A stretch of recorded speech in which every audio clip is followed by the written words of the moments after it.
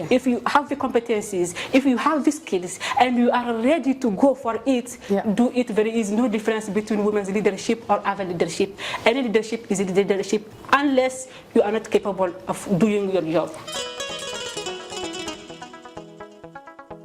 What an amazing person I have today as guest. So, what inspired you to become a leader in your community? I studied English, and then, studying English in a Francophone country, and more especially in a Bambaraphone city like Bamako. At that time, it was not easy. And then during my 4 years of studies at FLSL, from 2009 until 2013, we were dealing with many challenges. We were students in English, but at the same time, we were dealing with strikes.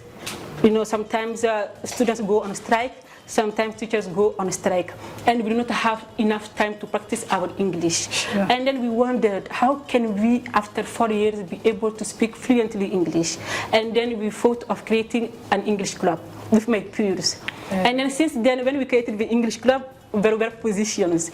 I know at that time my English was fair, but I am so in love with leadership that I told myself I'm going to apply for the presidency. Why not? Even if I know my English is not so good. And then when I applied, I was with a friend whose English was much better than mine. And then he got the presidency, and I became the Secretary General of the English Club.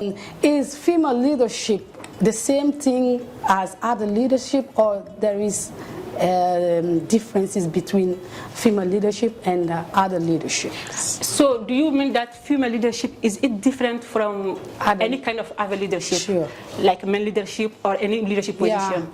I mean, any leadership is leadership. Okay. It doesn't matter, and we do not have to focus on gender on this specific topic. Okay. When you want to lead as a human being, lead as a whole person, and not because you are a woman or a man.